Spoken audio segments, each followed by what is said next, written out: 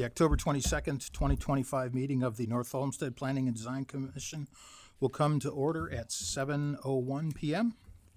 I'd ask everyone to stand and join me in the Pledge of Allegiance.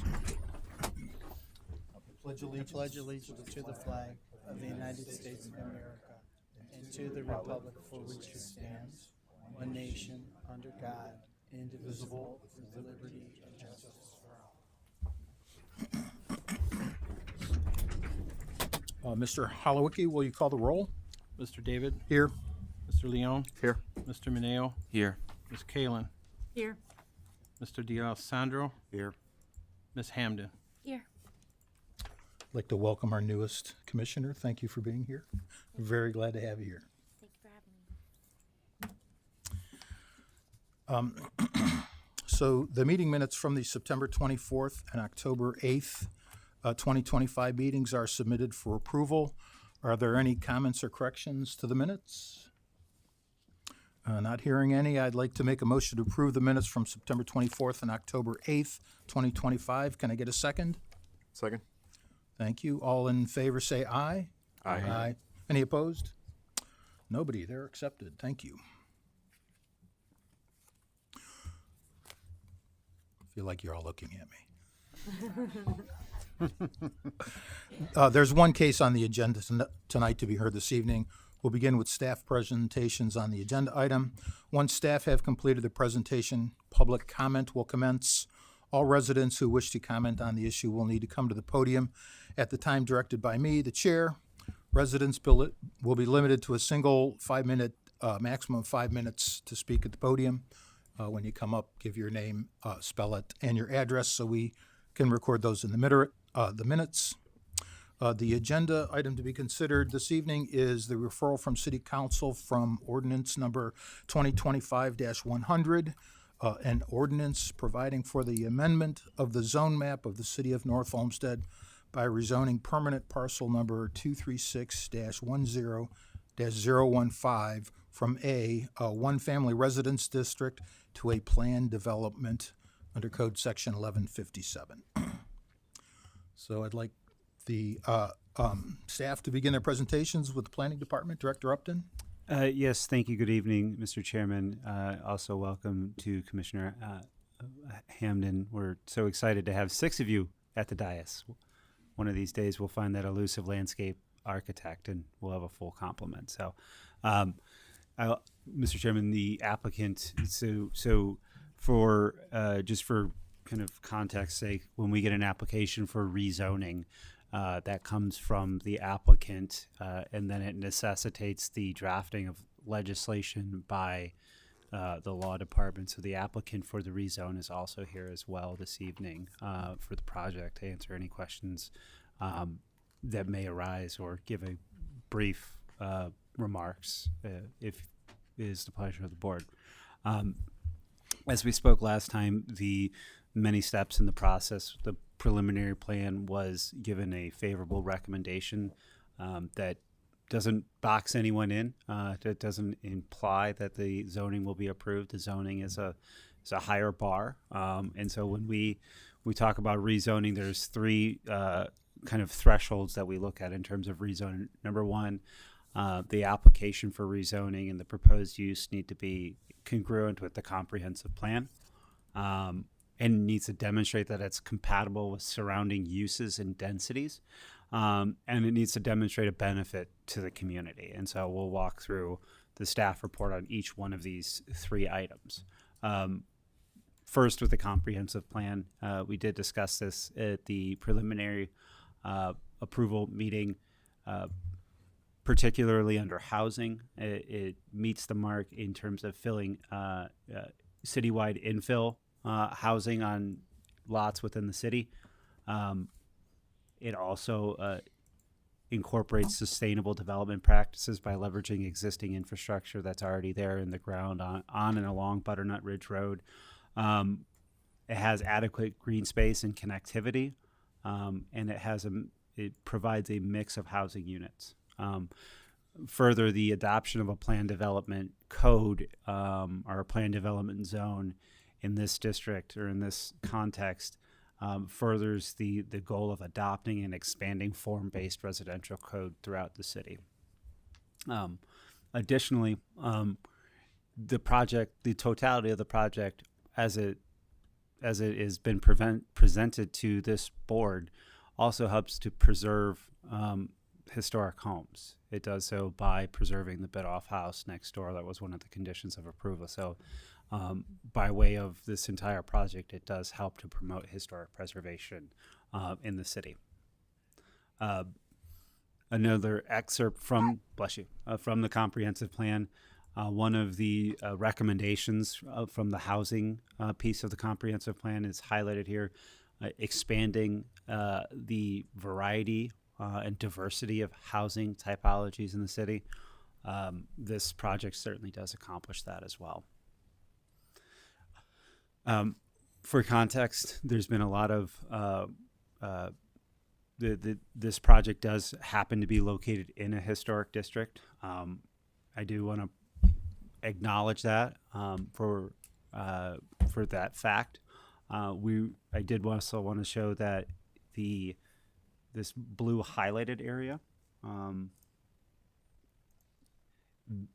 is the front part of the parcel, and only a portion of the parcel is actually located within a part of the historic district that has jurisdiction, or that the Landmarks Commission has jurisdiction of. So approximately 70 to 80% of the parcel is located outside of the bounds of the historic district and not subject to those regulations. We just went a bit of a step further. This isn't exact because this is kind of looking at two computer screens and trying to measure up the lot lines. But if you were to overlay this on the site plan itself, the front units and the rear of the northwestern units would be the only units subject to the historic district review and those standards of review within the historic district. So the first thing that we talked about is the proximity of similar land uses. And when there's several slides here that I'll walk through, excuse me. This project has been characterized as cluster. I think that's somewhat germane to what we're talking about here. You'll notice that we've done a little bit of a calculation here with respect to, again, there's your project area. And it's my understanding that the cluster homes that are rezoned are about 700 feet away from this house. They exist at approximately 16 dwelling units per acre. It's about 80% denser than the proposed development that's in front of us. This is something that has been in the historic district. It was a part of the map of the historic district going back into the past. For some reason, it was taken out in 2019 when the map was amended. But this property has existed since 1992. I think it is not tangibly denigrated the character of the historic district. I think it's screened well enough and it sits well enough in there. And it's my understanding that that's where our current ward council person lives, in that cluster development. So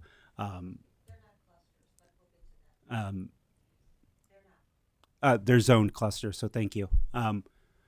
The second similar land use is Butternut Ridge Road. It's 260 units on 17.6 acres, approximately 14.7 units per acre there. Again, the density is about 60% less than what's being proposed now. So in terms of similar land uses around the development site of similar densities, there's actually more dense development. Is it 60% less or 60% more dense?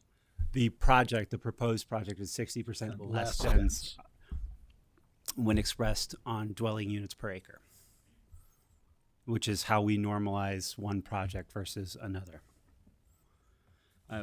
Again, making the outline of the project. So when you look at this in totality, you have the cluster development over here, the multifamily over here, and the project site over here. So when you look at it with respect to similar land uses and how it fits, staff believes that it does. Additionally, it is bounded to the north by I-480 and has several hundred feet of buffer between any other existing immediately adjacent property with respect to its density and intensity of development. It was asked of staff if this is rezoned under the Plan Development Code, what's next? Does this open a Pandora's box along Butternut Ridge Road? And we looked at the existing parcels where this may be expanded to, and as of right now, there's only one parcel that is under unified ownership of more than 5 acres, which is the threshold to be able to apply for this zoning designation. There's only one parcel, and the city owns it. The city has no plans to sell it. I don't know. There's Mr. Chandler's for sale sign has still been in that yard, but it's not for sale, and there's no plans to sell it. In fact, we're working on discussing with the leadership at Springvale how we might use that to benefit the Springvale Golf Course. So that's the only other parcel along Butternut Ridge Road that's under unified ownership of 5 acres that could even apply for the zoning designation. And then lastly, the economic development impact, or the economic impact. Based upon the projections that we've made in-house and the projections that have been provided to city on behalf of the developer, we believe on a conservative basis that putting in a tax incremental financing district would yield $300,000 annually in revenue that could be reinvested into Butternut Ridge Road. The priorities for those investments would be additional stormwater infrastructure on the north side of Butternut Ridge Road from the Pocket Park to the cemetery. There is no stormwater infrastructure, period. So that would be a priority. Also, additional sidewalks along the south side of Butternut Ridge Road would be a priority to connect to North Olmsted High School and North Olmsted Middle School. And then lastly, the resurfacing of Butternut Ridge Road.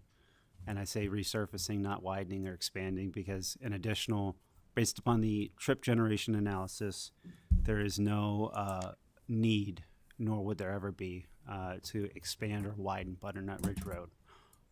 And so those are the three lenses through which we look at a rezoning application. We believe that this project meets the bar, and although we do believe that, we've had some very productive dialogue with the developer, and I think tinkering with the site plan a little bit further. The preliminary plan approval gives some leeway to further amending the site plan at the final stages. And so at this point in time, tonight, we'd be asking that this be tabled and continued to the next Planning and Design Commission meeting, pending some further homework between the city and the developer. Great, thank you. And that concludes my report, Mr. Chair. Thank you. The city engineer, Mr. Filarski. Thank you, Mr. Chairman. I'll touch base on some of the previous comments regarding the infrastructure and engineering aspects of this. Regarding the infrastructure, the water will be supplied by one of the water mains on Butternut Ridge Road. Sanitary sewer will be discharging to the sanitary sewer on Butternut Ridge Road, which does have the capacity for this development. The stormwater, all the drainage heads north towards the freeway. Nothing's going to Butternut Ridge Road or the properties along Butternut Ridge Road.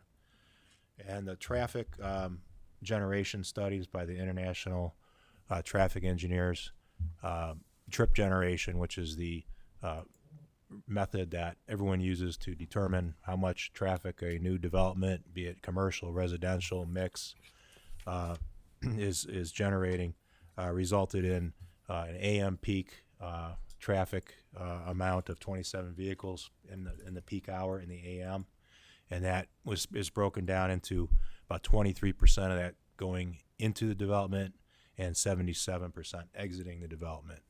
The PM peak is just a little more. It's 30 vehicles an hour, with about 62% going into the development and 38% of the traffic going out of the development. So just how you would normally think in the morning, more people are leaving. In the evening, people are coming in. So that ends my report. Thank you very much. And the Assistant Director of Law, Mr. O'Malley. Thank you, Mr. Chair, members of the commission, and welcome, Ms. Hamden.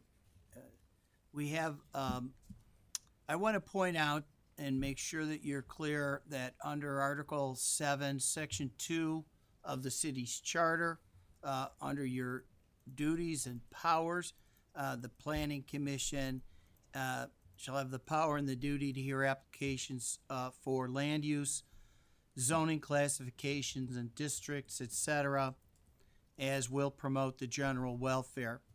The commission, in the course of its duties, hears referrals from the city council, including zoning and rezoning of land in the city for any lawful purpose. There was mention of the master plan. The charter addresses the master plan and makes clear that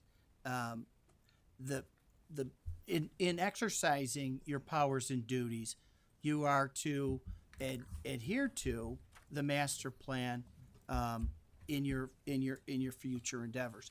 Now, I say that with a little bit of a grain of salt. There was a battle for some years in Ohio law whether or not zoning would be required to be based upon a comprehensive plan. And the Supreme Court had determined that no, it's not. So you can oftentimes see zoning that is in the absence of a master plan, or zoning is not necessarily consistent with a master plan. It's really a legislative determination, ultimately in the judgment of the city council. Under section, this is again, Article 7, Section 2, subsection D, mandatory referral. When a referral is made by the city council for a zoning regulation, you're to make a report and a recommendation to the city council. A matter that is referred is before you for 30 days, measured from the date that it's first before you, so today. And unless you petition council for additional time. If you don't act within the time allotted, the ordinance is deemed to have been approved. If you formally resolve to disapprove the matter that's presented before you, if Planning and Design Commission makes a report and recommendation against the rezoning, then the city council would need a 2/3 vote to approve the rezoning proposal. So the Planning Commission is appointed and serves, I won't say at the pleasure of the mayor, that's not true. It's pursuant to the charter, but it's not without a substantial amount of authority and power, if you will. The zoning authority is considered to be a police power. I'm not going to give you an entire lecture on the nature of zoning authority. It's in derogation of private property rights. It's presumed to be valid unless demonstrated to be invalid beyond fair debate. You've probably heard the standard of law beyond a reasonable doubt, and you figure that's a pretty high standard. Beyond fair debate is right up there.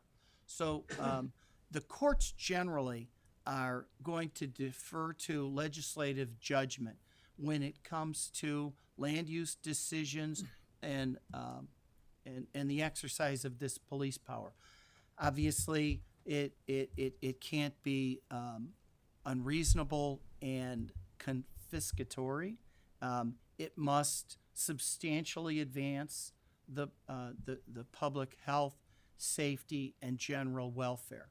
So it's a broad authority that it's wielded to promote the general welfare and to advance the public interest. And that leaves quite a bit of leeway. There's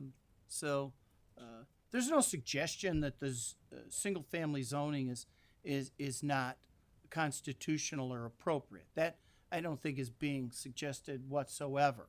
The proposal is that this new planned development district that has recently been adopted by the city is designed to enable the construction of a higher density single-family zoning mix in certain segregate pockets within the city. So that's what's before you, and I'd be happy to answer any further questions that you may have as you go along. Thank you, Mr. Chair. Thank you very much. I'd like to invite the applicant if you'd like. Just give us your name. Good evening, Greg Summers, Summers Development Group, 10585 Somerset Drive, Chardon, Ohio, 44024. Appreciate the opportunity to present tonight. As Director Upton indicated, we made a commitment when we were before you and during our discussions, extensive discussions with the administration to, hear your feedback, hear the city's feedback, hear the community's feedback. We feel like we can, based upon all the feedback we've gotten, even since we've been before you last time, that there's just a few more things that we can do to address some of the concerns that we've heard from the community, from the commission. So we support tabling this evening, and I'd like to continue to work with our team to address those issues and submit a new plan to discuss at your November meeting. Thank you. Thank you very much. At this time, we invite the public, one at a time, please, to come up to the podium and state your name and spell it and give us your address, and you're limited to one time speaking, and you have 5 minutes. I have a lot to say, so I'm going to be going fast. But my name is Tammy Johnson at 25769 Butternut Ridge Road. Time starts now? Okay. We're here to discuss the rezoning of the Bidolph parcel on Butternut Ridge Road. It's smack dab in the middle of the historic district, which is 200 plus years in the making. I searched the whole comprehensive plan, all of the results of the resident workshops, and all of the appendices that went with this plan. 562 pages I went through. I was not able to find any mention or reference to development or redevelopment in the historic district at all, other than mentioning it as a connector road. I also decided to take a couple hours out of my Saturday routine, and I took my petition with me as I was doing my errands. 35 out of 41 respondents voted to not have development of any sort on the road. The other 6 they didn't even hear me. They saw the clipboard and they ran.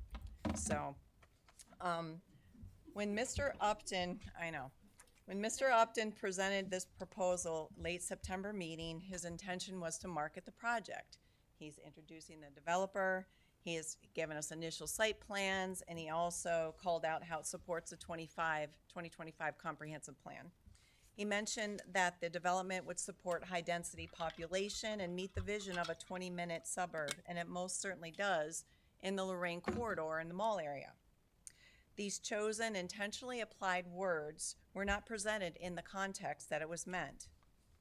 He held a workshop. The question was asked, what areas within North Olmsted should be prioritized for rezoning, not including the mall, to allow for increased density? Replied, underutilized strip centers, the Lorraine Road corridor, rezone high-rises, and add duplexes to the mall properties. The page 90 of said document also states that the city should analyze its zoning code to allow for higher density housing in certain districts. Many communities allow high density housing along major corridors, commercial corridors. It's very clear upon the review of the documents that the residents support development in the commercial areas north of 480. Areas to the south have been designated and continue to be designated as single-family with a high desire for ground floor living. Section C, which is a land use map, future land use map 3.9 states, the city staff and the consultant team used the proposed land use recommendations to create a future land use map that will guide policy and future community investment. It will also achieve the residents' vision for North Olmsted over the next 10 years. Let me wrap this up. We've got 4 things in play. We have a thoughtful, well-presented, approved city plan for the next 10 years. We have residents who are part of the final review and approval of the plan that make no mention of the desire to develop Butternut. We have an 85% petition respondents who also agree that there shouldn't be development. And lastly, but certainly not the least important, is we have you guys. You are the committee in front of us who are charged with supporting the city council and executing to the best of your ability this recently approved comprehensive plan. In closing, Summer Development has voiced on more than one occasion that they are interested in developing in North Olmsted and supporting the efforts of city revitalization. We welcome that. I would submit that Summers Development take a hard look at the Lorraine corridor and mall area because there's so much opportunity to make a really big impact. It's high visibility. The return to the city on developing there far outweighs building 45 townhomes with a high price tag, $480 in your backyard and a busy street on your doorstep.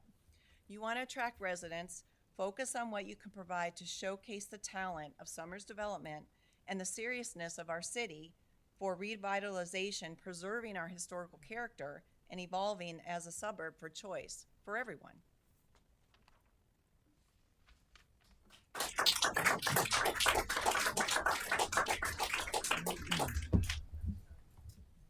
Good evening. My name is Robert Sharp, SHRP at 25407 Butternut Ridge. Is it appropriate for me to give you a handout? Sure, that's part of your 5 minutes, but sure. Because we only have 5 minutes. Okay. I reduced a lot of my analysis to paper. A lot of it is similar to what was just presented in the master plan. The points in the master plan that are used to justify this are vague. Thank you. They're not specific. Here, we'll pass them down. This master plan contains very specific information against this type of development. Keeping the emotion argument out of it, there's evidence in this master plan that this should not happen.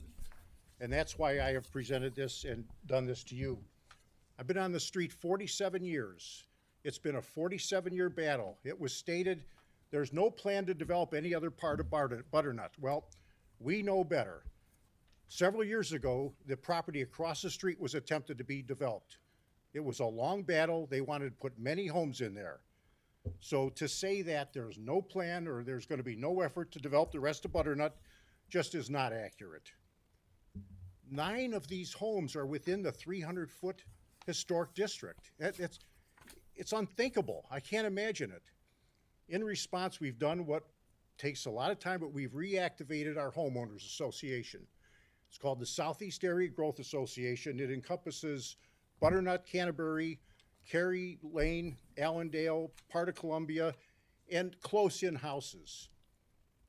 We have a lot of membership already. We have many petitions signed, dozens of signatures. Not one person refused to sign this.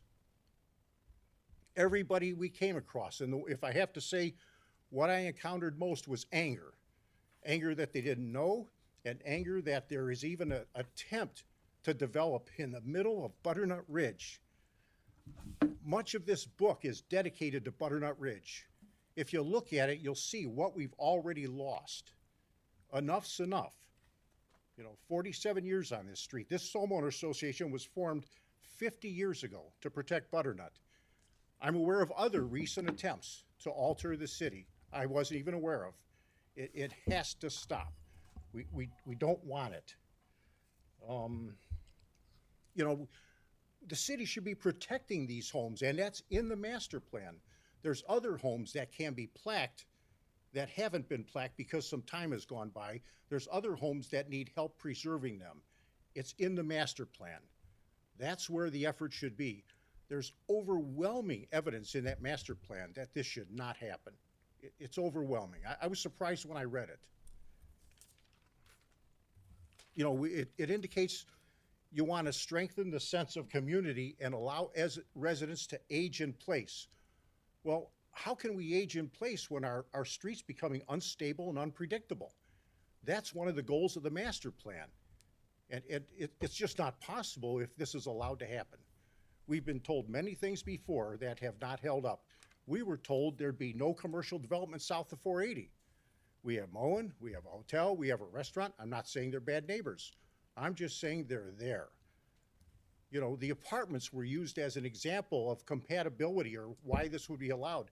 The apartments were the compromise. They were going to put a super Kmart there, if anybody remembers. I don't believe the apartments are within the first 300 feet, but that was a legal compromise. That was basically forced on us. It wasn't by choice. We didn't want Kmart. So that was the compromise that we had to cope with. You know, should not be used as an example for anything, really. We've had one person killed crossing Butternut, and 2 of us have been in accidents pulling out of our driveway. You know, we don't need more. And these poor people, if somehow this thing goes through, trying to get out of their street onto Butternut is going to be a nightmare. You know, I can't get into my driveway. I have to go down past my house and turn around and come to it because it's crazy now. We want the historic district to stay historic. And please read the analysis provided there, and it overwhelms any argument that can be made in favor of this. Thank you very much. Thank you.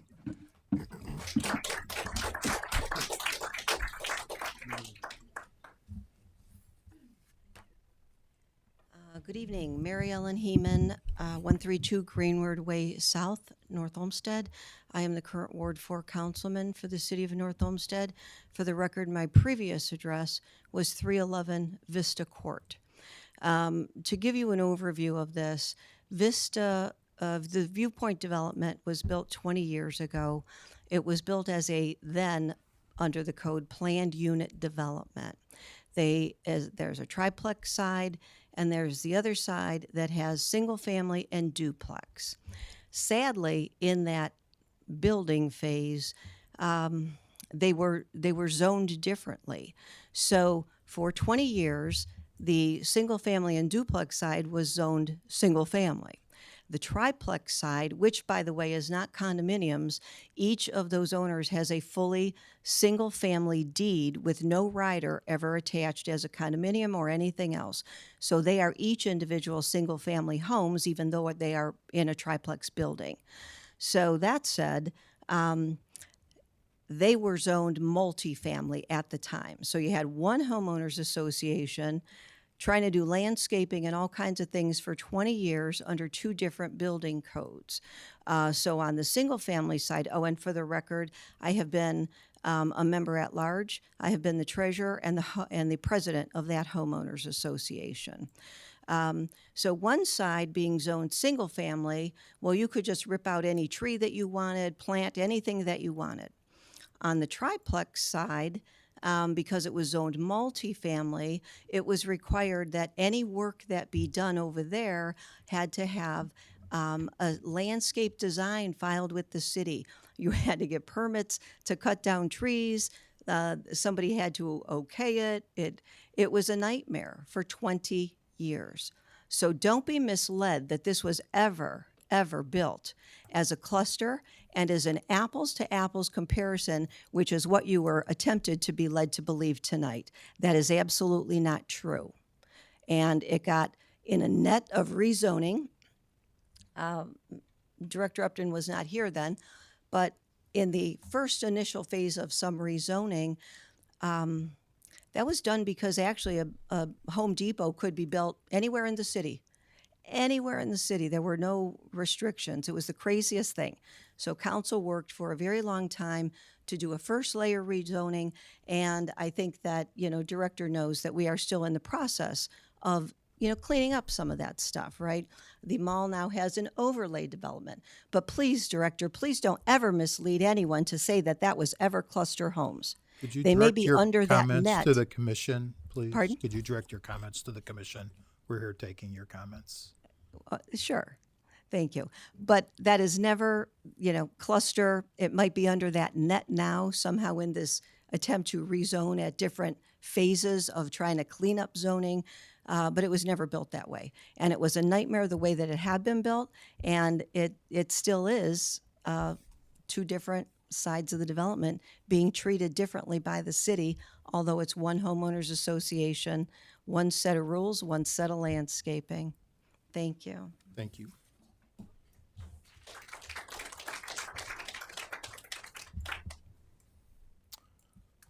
Anyone else?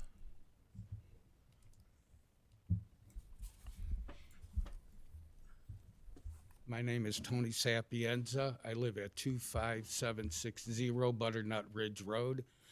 And Butternut Ridge Apartments, there's no entrance onto Butternut Road. So when you say that these are already existing homes, they're not. You could only get off there from Great Northern Boulevard. So they're not even attached to Butternut Ridge Road.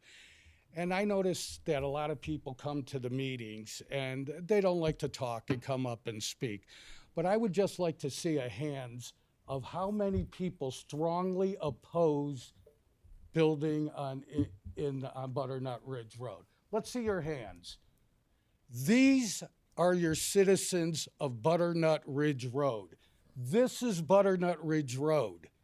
Do you see anybody here that wants this? Nobody.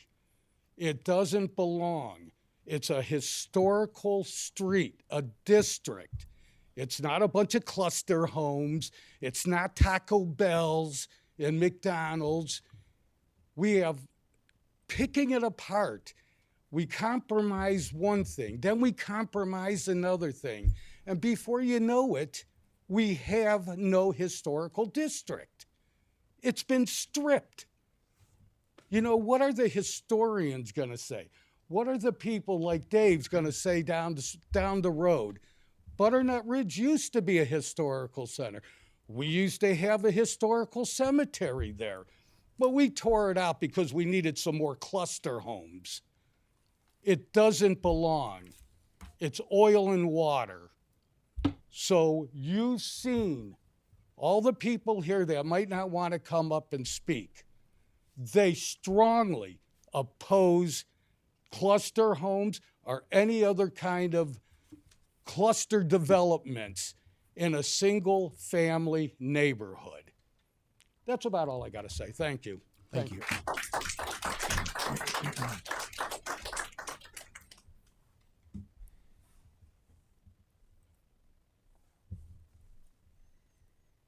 Marcia Domchek, ADAMCZYK. I live on Sandpiper Lane, 6014 Sandpiper Lane, back by Springvale. So my question is, I'd like to see a layout of this. I'd like to see the proposal that's gone, that you are talking about here. We didn't even know about this meeting. It was like it was kind of hidden underneath everything until one of our neighbors came around and let us know that there was actually a meeting going on concerning this design. We've lived in our house back by the golf course for 10 years. And it's quiet, it's a wonderful green space back there. I hate to see all these homes on proposed 0.1 of an acre. If you divide that out, it comes to 1/10 of an acre. We live on 1/3 of an acre. And I feel closed in because I come from a farming community. I can't imagine what that is, for our neighborhood. So I really would like to see the layout. I would like everyone to be able to see that layout. And I think you should be hearing our comments tonight and listening to what all the people in our area have to say about a historical area. You talk about tree cities. I don't think that provides a lot of green space. If it does, I'd like to know how it fits in. I want to see a design. Thank you.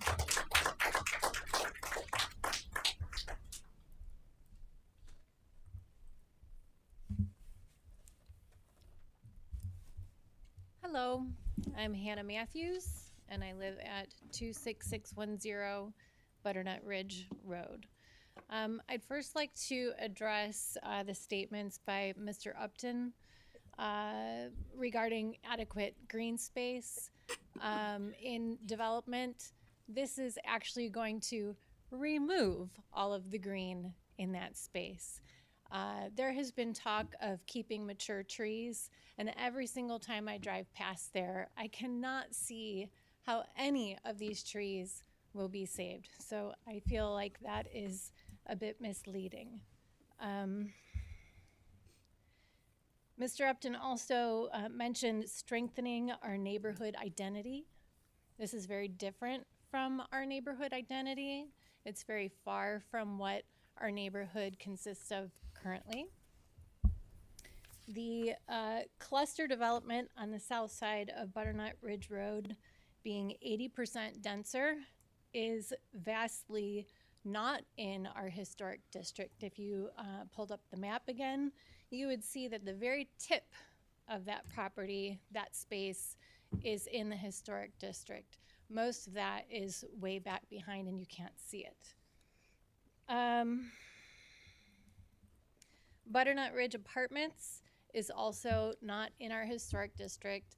As someone else mentioned, you can't enter it from Butternut Ridge Road.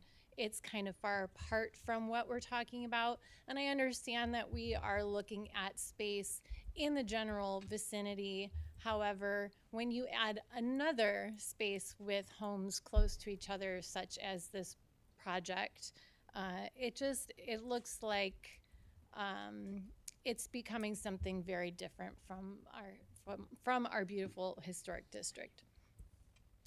I believe that this is unfair to our residents to put in this development. I have two neighbors who have tried to achieve some of the things that this development wants. To have this development go in, it needs some rezoning and it needs to split a parcel. I have a neighbor who has two homes on one parcel. They've tried for several years to split that property and they have been denied. Another neighbor has tried to build a mother-in-law suite in their backyard for their mother-in-law to care for their family, and they were also denied. These are the neighbors who actually make up this neighborhood. These are the citizens who take good care of their homes and their lawns and make this neighborhood absolutely stunning. They make this neighborhood beautiful. They make people want to come and be here. They love each other and care for each other and their homes. And if you're going to deny those people these requests, but allow a developer to come in and say, sure, you can do it, I feel like that's quite unfair. The 2025 master plan talks about preserving our historic district, and this is not an action of preservation. I think that's pretty obvious, so we don't really need to talk about that anymore. And I'd also just kind of like to say, we are in a very divided time. We are divided politically. There's a lot of really negative energy. People can't agree on anything. It's really difficult to live in this time and be friends with people on other sides of the aisle, if you will. When I canvassed our neighborhood, I met new people. I connected with neighbors that I haven't spoken with in a while. And I'll say, regardless of age, race, religion, political affiliation, or whatever else might divide people, all of the people that I spoke with agreed that this is a bad idea. And in a time when we are so divided and no one can agree on anything, when a group of people come together and can agree on something, don't you think that that's worth listening to? It's not just people on Butternut Ridge. It's people in the whole city. It's people off of Butternut Ridge, close by for me, because those are the people that I was talking to. But honestly, when people are agreeing on something, have a listen. Look at these people. Thank you. Thank you.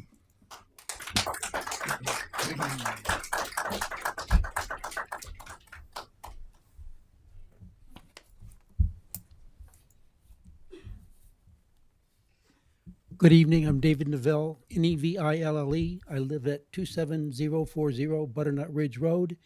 And once again, to make sure that everybody is aware, I'm also chairman of the city's Landmarks Commission. Just a few short words. It has been said before, but it bears repeating that the historic district has been chipped away at over and over all the years. We've had highways built taking out large parcels of the historic district. We've had main roads cut through, taking out big parts of the historic district. We've had high-density housing built where you can easily see it along the historic district. We've had a historic church removed and replaced by a gas station. We've had parts of the historic district, the old downtown North Olmsted, taken out and replaced by empty lots so that a car dealership can use that empty lot.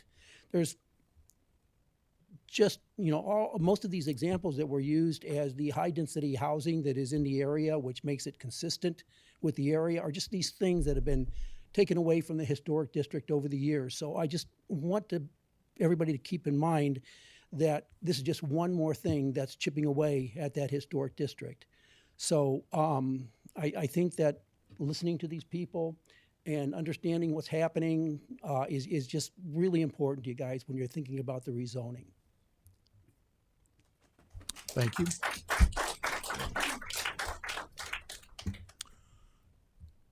I don't want to discourage anyone from speaking, but I think the commission has probably enough information. We hear you.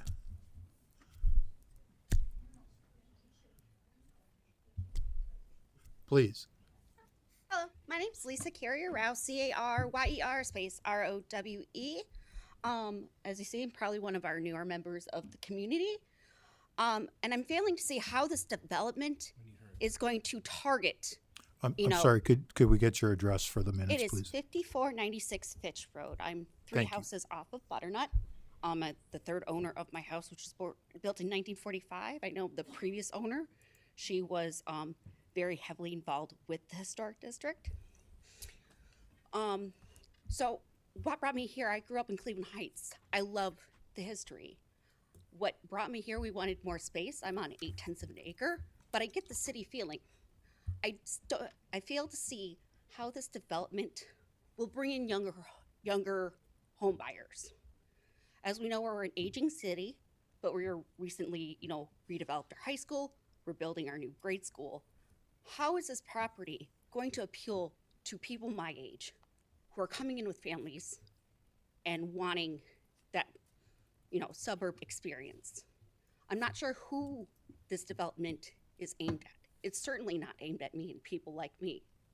So, I would also, being a member of the healthcare, how does this affect our emergency vehicles getting on and off of 480? If we have increased traffic at the mouth of Butternut, when you're talking, an extra 30 vehicles an hour at rush hour, how are we, people getting to Fairview? How are we, going to handle that? Because there's no room to pull over, especially if you're putting a curb up there for the storm units, and there's no project to widen the street. So how are the emergency vehicles going to get through?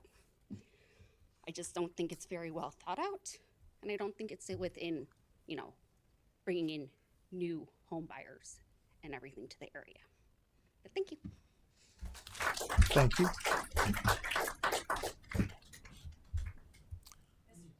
Yes. I mentioned a few things from the comprehensive plan. One picture in particular, I wanted to know if you guys wanted this, which is the land use. We already have that. We actually approved the master plan, so thank you, though. I just, I don't want to just regurgitate what everybody said. I'm just reminded how happy I am that we moved here to Butternut Ridge. name and Ed address. Wiles, Wiles at 25746 Butternut Ridge Road. Just the community spirit. I mean, we just found out about this a couple of weeks ago and just mentioned it to a neighbor at a time. And just like everybody said, it's been a uniform surprise because we didn't know what was being proposed and planned. And I do get the sense that it's been in discussions for quite some time, because the first meeting we had as a group that we were invited to by the developer, the plans were already generated. And I'm somewhat familiar with that. I know it takes some time and some thinking and et cetera to develop that. So one, I want to thank the commission for your volunteering your time and listening to us, and also the community for coming out.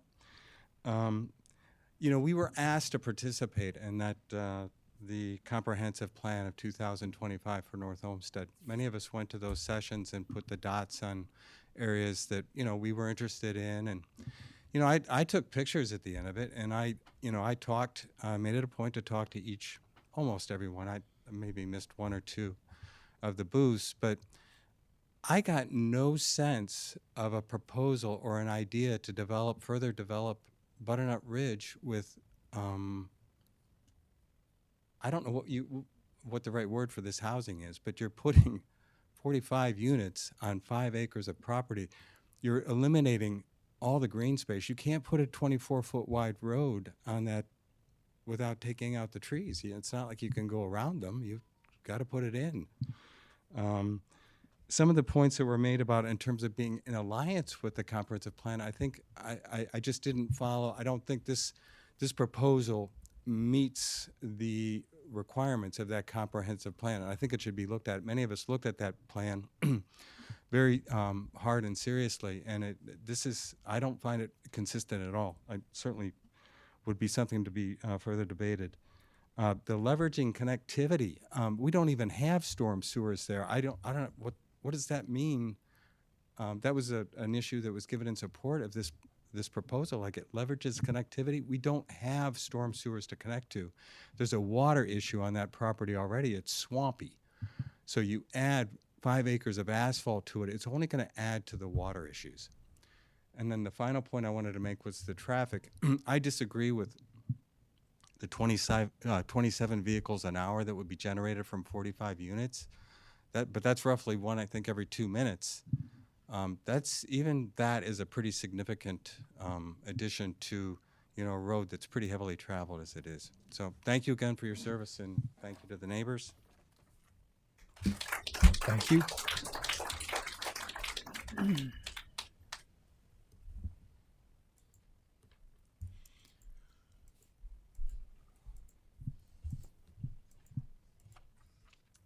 Priscilla Wiles, 25746 Butternut Ridge Road. At the risk of being redundant, I will say that repetition is a great teacher. So some things I am going to say are going to be have already been said. In the one part of our comprehensive plan, it did, you know, and I'm quoting from the plan. In the comprehensive plan will serve as a guide for public policy across key planning elements that include, these are my words, among other topics, and back to the quote, arts, culture, history, and quality of life. Butternut Ridge Road is a picture of our history. And I understand that we are talking about a plot of land that extends beyond the 300-foot purview of the historic district. But in order to get to that property, you have to travel through the historic district. Additionally, the plan 3.1 on land use says, work to assemble vacant parcels in the western corporate limits of the city near the existing industrial zoned land for future development. This Butternut Ridge is not that. 3.1D, achieve future land use through the fair treatment and meaningful involvement of all residents, regardless of race, color, national origin, or income. This is your meaningful involvement of all residents. And yes, we are, most of us here, some of us from other streets have come this evening. But as other people have said, when other of the residents, we have approached other residents in North Olmsted, they too would like to preserve the historic district. And lastly, in regard to the plan housing 5.3B, preserve historic residents and work to improve any aging housing stock while preserving the specific neighborhood. This was a plan designed by the city, so not just the city, but the city as a whole, because we were all involved if the residents chose to be. And additionally, the city designed the historic district, not the residents. This is the city's idea, so they could have an historical section. An attorney and a lawyer, I am not, but it does seem that these particular points lead to the fact that it is the city that has decided to have a historic district, and we would like to maintain that. Additionally, in a very short period of time, less than 2 years, if gone to plan by the North Olmsted City Schools, Pine School has 17 acres, Maple School has 10 acres, Chestnut School has 13 acres. The city has it in their plan to obtain those properties, as they did Forest and Spruce. That is 40 acres of property that could be used for development, that is wide open, as opposed to this, unlike the historic district, which there is only one place in the city like that.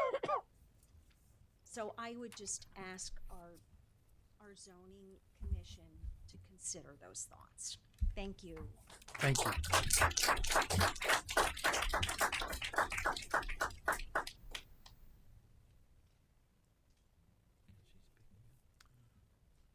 So you've had your time here. Is anyone interested in speaking?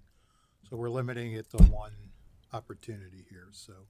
I'm would sorry, like- I don't think I've seen rules that say that. I believe so that as the chairman of the Robert's rules, commission, sir, Robert's I'm rules limiting. require that everyone else goes before me if I'd like a second turn.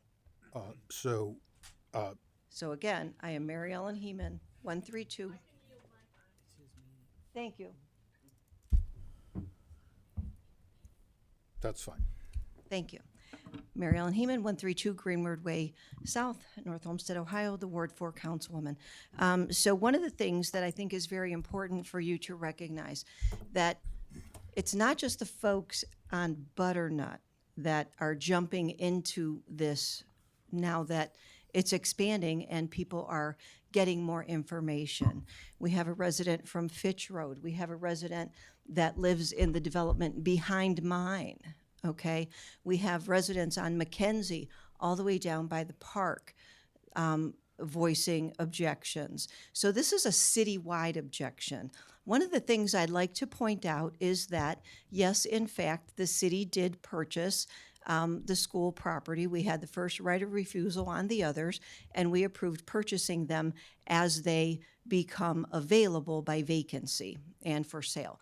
The reason was a purpose. There was a purpose. The purpose was that a school property would be required to be turned to a charter school first. the city stepped in and said, no, we're not going to let that happen because those were built in neighborhoods. So the city and council decided to protect those neighborhoods. So our purpose of redeveloping forest was to protect a neighborhood. We had a committee formed with residents involved because the city owned that property. So there was a pre-designed purpose, and going forward, that same purpose will exist for the rest of the properties. When the city decided to redevelop the park, I am the chairperson of Parks and Recreation. We are redoing parks to the tune of $7 million. Okay, we've touched every single park, not just one. So it was a citywide project. So those folks that didn't like the cell phone tower or the park being redeveloped, well, you know what? They had to understand the city had a purpose for the good of all of the residents, to provide something for them. Each of those projects had negotiation with it, if you will. Somebody's shed was on the city property by the Bradley soccer field, so we had to work that out. A little bit of working things out with all the residents. But again, there was a designed purpose.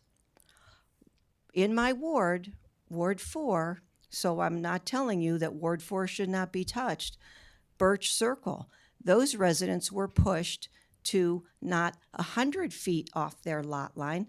Mr. Upton pushed them to 50 feet off their lot line that you all approved, except I think some of the players here were different at the time.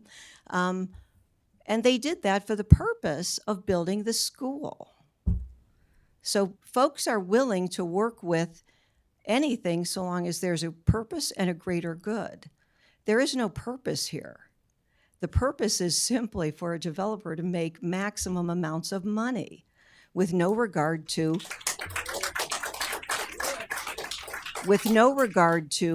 could an adequate amount of money be made, right? Could maybe you build single family homes and, do you need $8 million? Can you live with 6? Could you live with 5? We don't know that. Nobody knows that because that proposal was never brought forward. There was nothing ever brought forward. The plan was not the city's plan, it was the developer's plan, who did call me, left me a voicemail. I left a voicemail back and said, if you can solve historic district, sewers, blah, blah, probably ran down the same 4 items of a laundry list. Every year I would get 1, 2, 3 and calls from developers. And each one stopped because they just didn't want to deal with it. This one pursued a meeting with the economic development director and the mayor. And here we are. So the city didn't choose a plan. The city hasn't seen a plan yet. None of my colleagues and I have really been presented with a big plan, okay? So I think what you need to understand is that each piece of development that the city took on behalf of what our residents said when they voted for all of us, that there was a purpose. And there just is not one here that we can see. Thank you.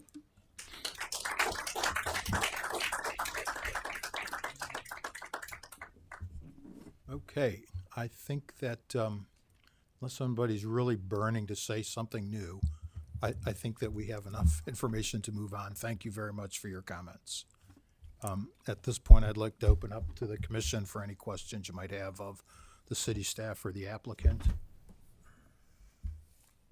I'll let somebody else go first. I have a question for Mr. Summers. Please.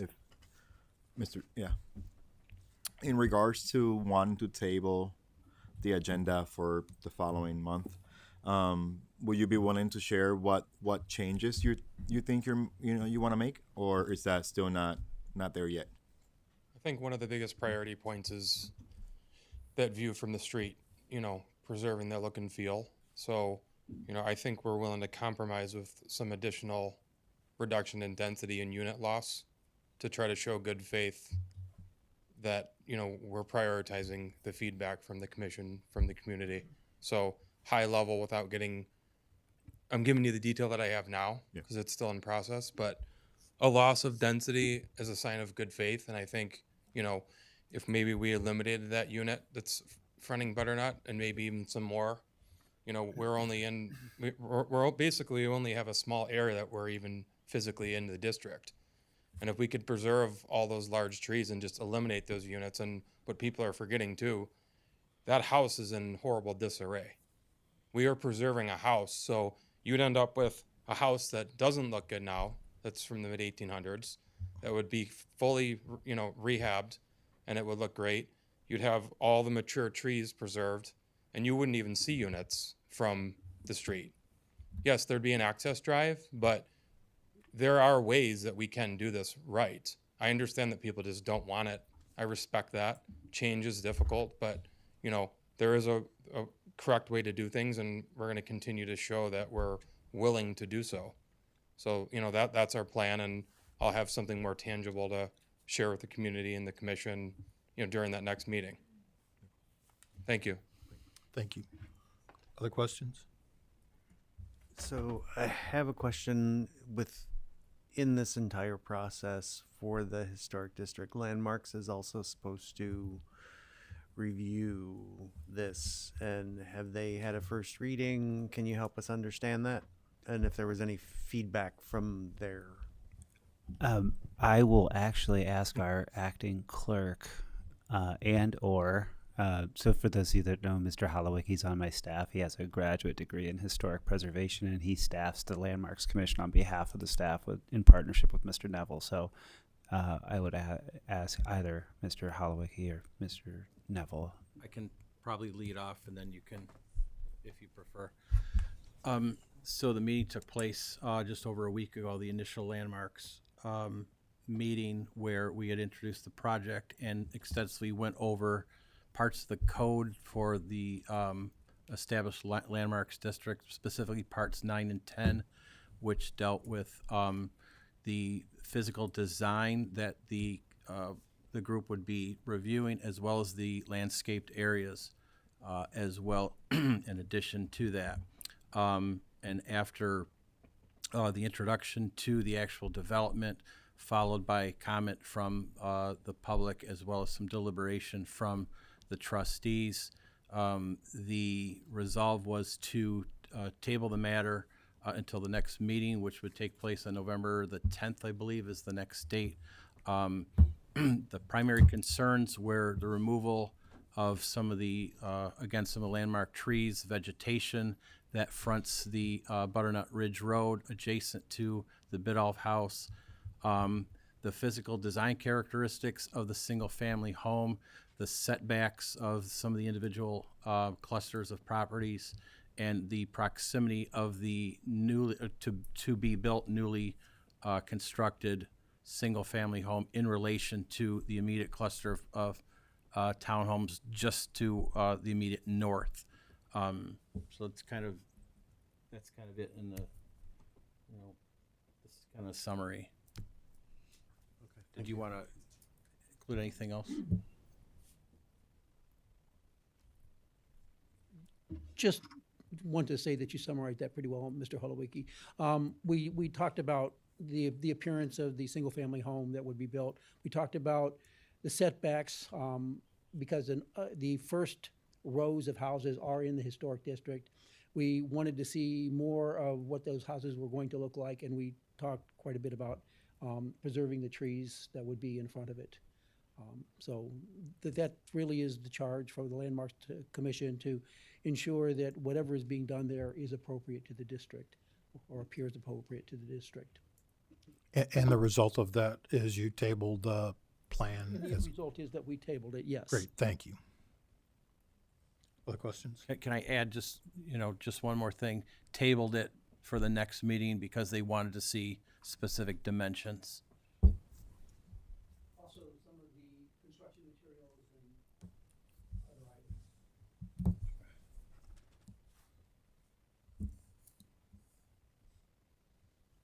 That was helpful. No further questions. I have one clarification. Max, did you say that it's 300 feet off of Butternut Ridge Road is the historic district goes back 300 feet? Was that the number you gave? Correct. Okay. Jeez. Sorry about that. Leaned in a little too far. Not used to these new mics just yet. Max, would you mind putting up that the overlay on top of that parcel there?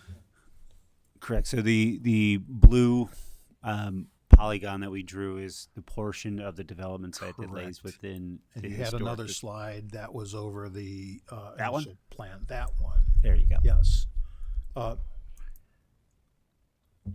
Leave that up there for a second. So as I understand our comprehensive plan, this commission reviewed it and passed it along to council with a recommendation. It provided for infill development within the community. It did designate some specific areas that were open to that, but it didn't necessarily limit to any particular space. Correct. The comprehensive plan is a 50,000-foot view that then the core principles can be implemented throughout the city. Great. And so part of the issue with the comprehensive plan wanted to address is the amount of the types of variety of housing within the city. There weren't significant types of housing to accommodate all the folks that live here. So, you know, I've lived here for a long time. I've heard folks living there, 40, 50 years, et cetera, may want a different type of house. Mm-hmm. And North Olmsted doesn't at this moment have this type of housing in this price range. Correct. So it kind of cuts both ways. It's predominantly single-family zoning, which is, I think most of you know, it's the most inefficient land use there is. Also, on the multifamily side, the way that we defined the word apartment from 1991 to now basically meant that the only type of apartment that you could build is, I call them the shoe boxes, the garden style apartments. And so this board approved or recommended the approval of tweaking the definition of apartments, which then allowed for the Brook Park and Grace project to see the light of day, to even be reviewed. So because of those core functions of the code, that's what the housing stock that's presented. And you see in some of, even not just the urban core of Cleveland, but in competitor communities like Rocky River, Fairview Park, Westlake, these attached townhomes. I'm looking specifically, I believe it's Mills Point, which is a Dries development where same four units all attached. They sold out fairly quickly. It was 16 units on just over an acre, and they sold for about $700,000 a piece. So there is a market for this type of housing. Great. And so while not specifically addressed in the comprehensive plan, these development in the historic district isn't necessarily excluded. Correct. And in fact, if I may, Mr. Chairman, Section 9 and Section 10 that Mr. Holowicki alluded to sets forward the standards by which you review new construction in the historic district. It even goes so far as to suggest that trying to use faux historic materials is discouraged. So when the historic district regulations were adopted by City Council in 2019, the update, the refresh, those regulations contemplated that there would be new development in the historic district. Otherwise, they would not have provided for a mechanism to review new construction. Thank you. And so we have, the three things as far as developments goes, it's got to be within the comprehensive plan, although zoning doesn't have to be, but I believe this is supported by the plan. The benefit to the community is a housing type that we don't have right now. And the question where I get stuck is it fits with the density of the community. I can see, that historic district, I'm perfectly willing to say, like, boy, we're not going to touch that. But like that area behind there seems like that's pretty reasonable, although the density there is kind of an issue. We like our wildlife. I understand. All the deer and birds. I can tell you that in my yard I have a ton of deer and they eat everything that I plant. So, so that's really kind of the issue. Is there a way to And so the recommendation from the staff was that we table this That's for the correct, Mr. meantime. Chairman. And so what I'm really trying to get at is I want to respect the historic district, and I know the city needs some additional types of housing, and much of this lot is outside of the historic district. So is there a way that we could make this work with maybe lower density further back in the property, different exit, or some way so that we're not necessarily putting more traffic onto Butternut, that we don't have visibility from Butternut? With respect to the exit, the only way that the only ingress and egress that's available to this property is Butternut Ridge Road. Right. It abuts it gets close to abutting the Butternut apartments, but if I still have this kind of back piece right here is actually part of this parcel Understand. up here. Yep. And even if it was not, what we would be doing is be asking the applicant to receive an easement that we can't compel him to receive, to Correct. compel access through the apartment complex So onto. there was also a slide here where there was a drive on Moen. There was the Moen Drive. Yes. That we could see is somewhat, back That's there. all the way up here. So there's Butternut Understand. Ridge Apartments. That's the Moen. I'm not familiar with what's on the Moen property. Is there any chance to hook up with that street that's not really used? It would still require going to and through the Butternut Apartments. And so here's that parcel, that piece of that parcel that I spoke about back here. Right. All right. I have another question. Please. So as I'm looking at the map, apologies that I don't know what the development is called, but it's on like Vista Court. So that looks like it's in the same area within the 300 feet, right? That is correct. Yes. So was there any rules at that point that were set for that development that would also apply like as a grandfather to every development along there? Because that's and you can see it from the road. Correct. And all those buildings are each building is 3 separate units. They all have 3 separate parcel numbers associated with each individual building. The map that was adopted, if I go back a couple of slides, actually, for some reason, the historic district stops here, which is kind of that corner of it. So it would have been the same type of situation where a part of the development is in and a part of the development is out. So it just doesn't extend. In a previous iteration, the map isn't exactly clear. It's just one long, and I know the councilwoman has forgotten more about this than I know on this particular subject. I apologize, but so that viewpoint development that you're looking at, craziest story, but here it is. It was an 18-hole golf course owned by 2 brothers, right? They also owned Shore West Development. They were builders at the same time. They actually split that golf course, sold it to their development company, and built the houses around what is now the 9-hole golf course, which is why the convoluted zoning was multifamily, but again, each in the triplex unit, you are a single dwelling dwelling owner, right? It's Even though they're single-family connected as a attached triplex. housing, right. So it was very unusual. There was really nothing in the code at the time. The code didn't really start to become updated until a little bit before Director Upton got here. And it's moving in a direction now of being more sophisticated. So that's really the part that you're looking at on a map that you can see from Butternut is the backside of maybe 2 or 3 buildings. Correct, yeah. It's really nothing of a big deal. Well, And then the golf course continues as being the property, right? So it's very limited. So it's really not a similar cluster thing. Well, I think It's not at all. I think the view would be the same from Butternut to that development as it No, would be to it's the not, other. and the reason it's not is because it overlooks, you're almost to the 480 overpass. Sure. So no, there is no view.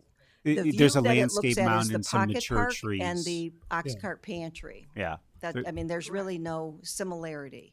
There is one landscape mound. Yeah, but you, I mean, Commissioner I'm looking Kayla. at No, it. You don't can see even the jump houses that. through It's- it. don't So I was jump just that trying broom. to It's not even to close. gauge how they could be similar, and if that land, if the landmarks piece looks like it was maybe amended. in some version. So Right. there was an old map of the Landmarks Commission that was just one green line, and then it got amended as obviously technology improved. This, as the councilwoman stated, that development.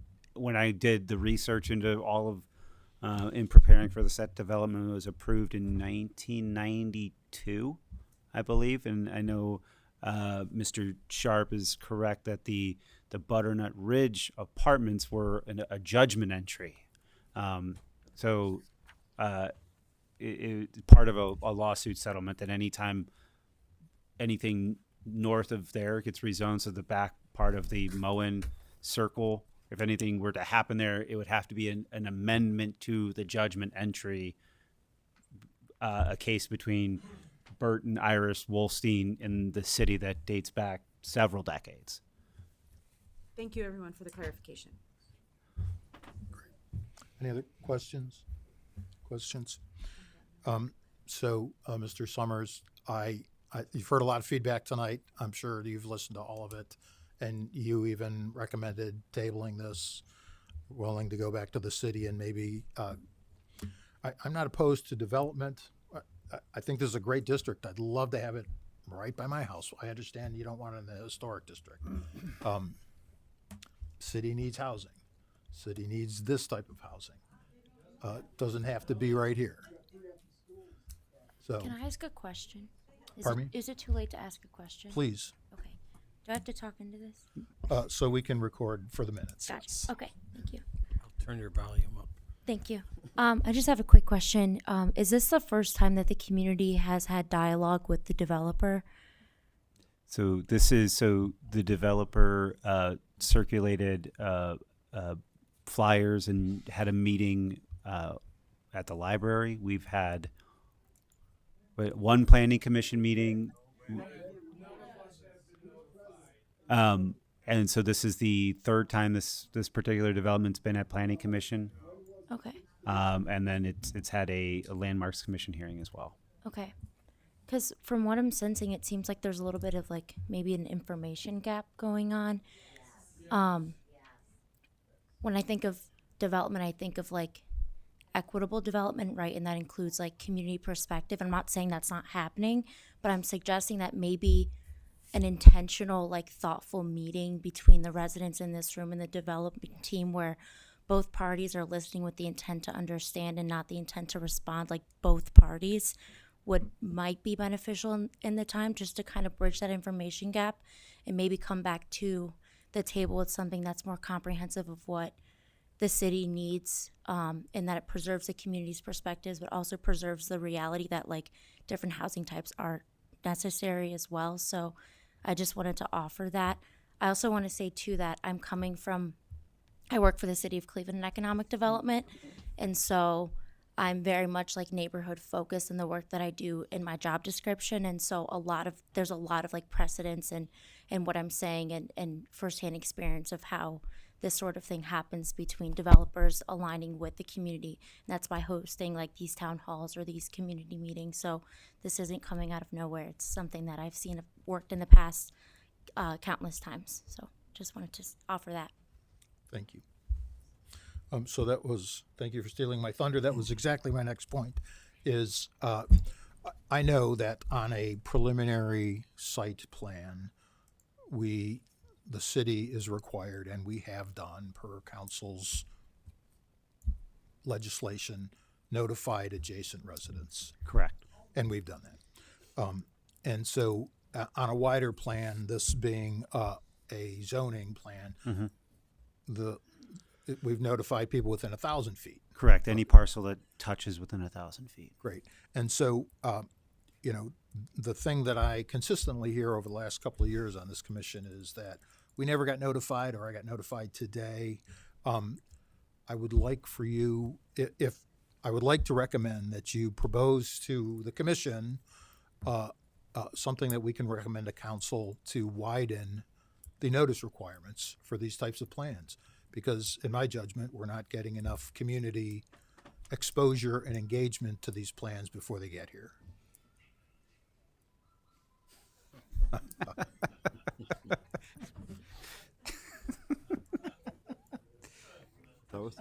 I can, we'll do some comparables with some adjacent communities and try and find the middle cup of porridge on that and come back with a recommendation, Mr. Chairman. Understand. And, you know, it's partially you have to go look for it too. We can't, you know, necessarily drop it in your mailbox or something. I understand. But that's the number one thing that I hear at these meetings are like, hey, I just found out about this today. Or, you know, we need better community communication and engagement. So if you could make a recommendation to this commission to Absolutely, Mr. present to Chair. council, because council is responsible for who gets notified. That is correct. Thank you. And Mr. Chairman, that email communications have gone out. I imagine many of you that aren't within 1,000 feet may have shared your email address. So if you haven't, we welcome those. And your clerk has sent packets out to people that are on the email list that requested them.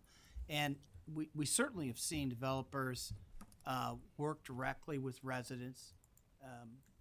Oftentimes, you'll see them talking after the meeting is adjourned. Sometimes they'll even go out in the hallway and straighten some things out. But it's not as predictable or as orchestrated as you may have seen. I would like that to be a little more formalized, and because that's the number one thing that I hear from citizens when they come up to these is, we didn't hear about it. You know, it's like, okay, we've been talking about it for a long time. I don't know. We got to get notice to them in a better way. Understood, Mr. Chairman. We'll do some research and come back with some recommendations to modify the notice requirements ordinance. Great. So we've actually closed the floor here, so thank you. But I think we have enough to go on. So the city. Mr. Chairman, one sec. I'm sorry, I apologize. Please, go ahead. For Mr. Upton or Mr. Folarsky,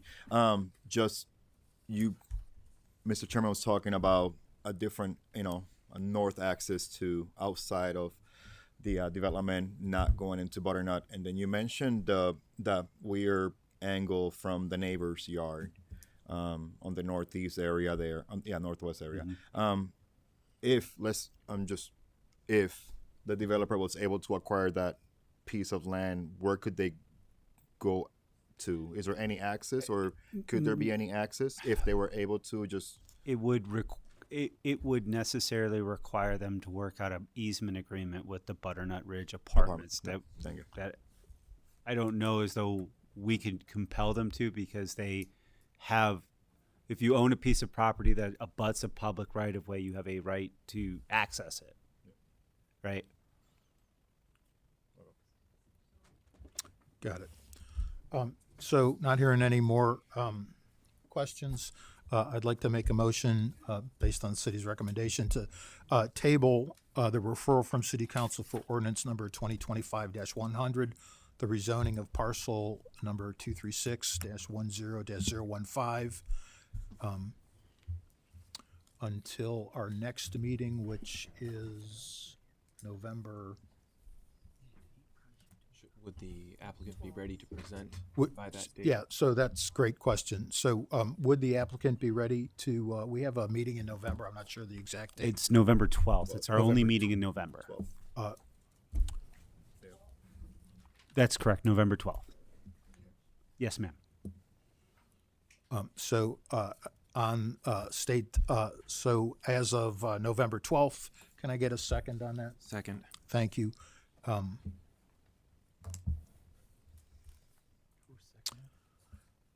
Mineo. And so any, I guess at this moment, since we have a motion on the floor, it's our opportunity to deliberate in front of the public, to say what we think of the plan. This is our internal deliberations on what we think before we take an official vote. So any comments at this time are appropriate. I appreciate the cooperation and the directive, and the recommendation to get things together with respect to the community. And seems like everybody is in the same page of let's push. Thank you. Anyone else?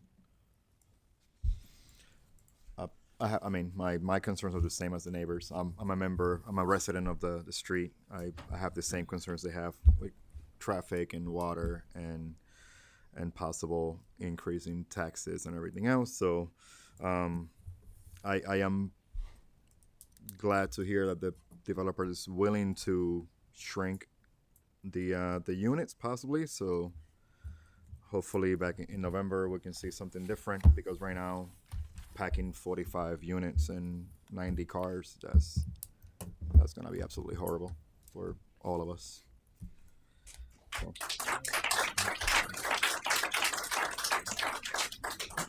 So I think you've got some work ahead of you.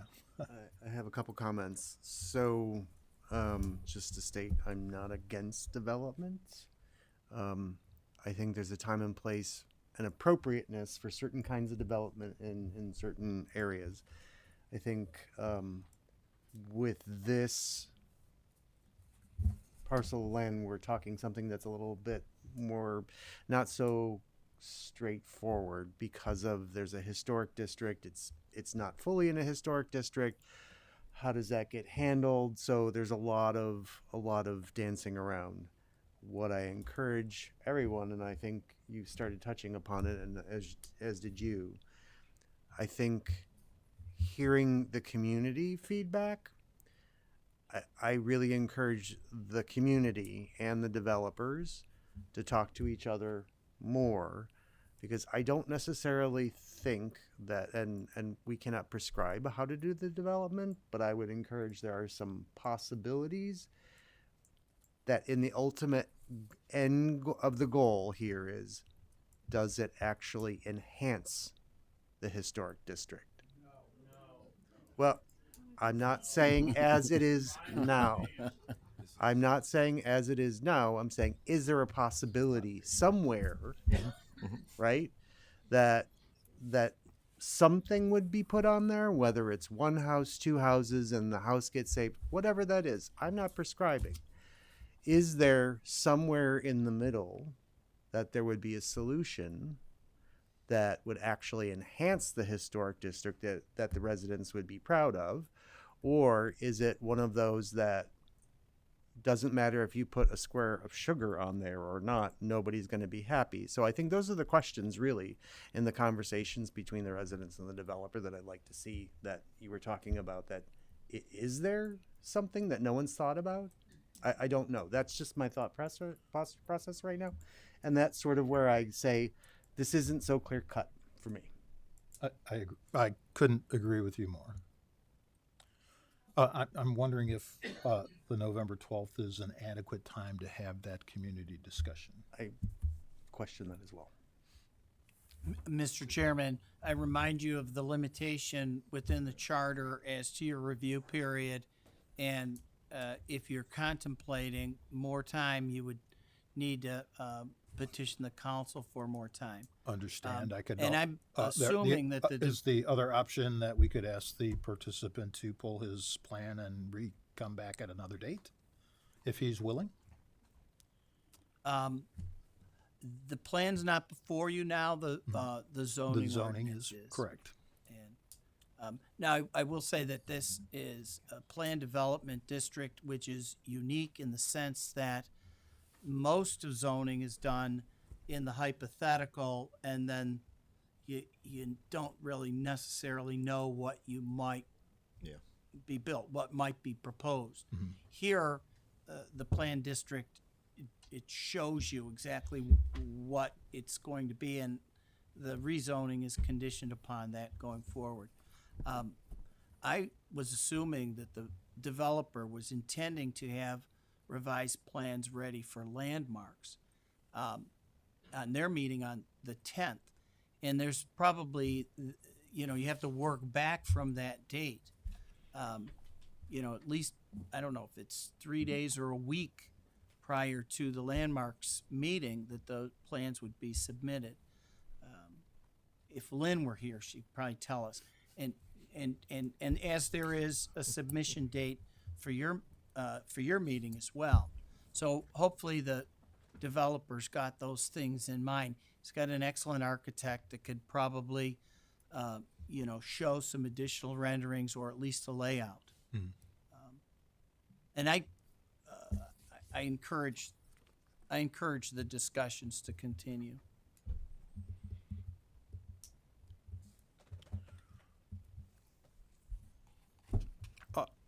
Okay, so I think we'll table it until the November 12th meeting. You should call for a roll or Yep. all in favor or Yep. something. Have to call for a roll. Great. And so, Mr. Hollywood, would you, all in favor of the motion to table this until November 12th, if you would call the roll? Mr. David, Yes. Mr. Leon, Yes. Mr. Mineo, Yes. Mr. D'Alessandro, Yes. Ms. Kalen, Yes. Ms. Hamden, Yes. motion carries. The motion carries. Thank you very much. I just wanted to say that, you know, I think it was Margaret Mead once said that never doubt that a small group of committed citizens can change the world, because indeed it's the only thing that ever has. Thank you for showing up and letting us hear what you have to say. Additional business? Any communications to the commission? Not at this time, Mr. Chairman. Thank you. I adjourn the meeting at 8:37. 8:37 it is.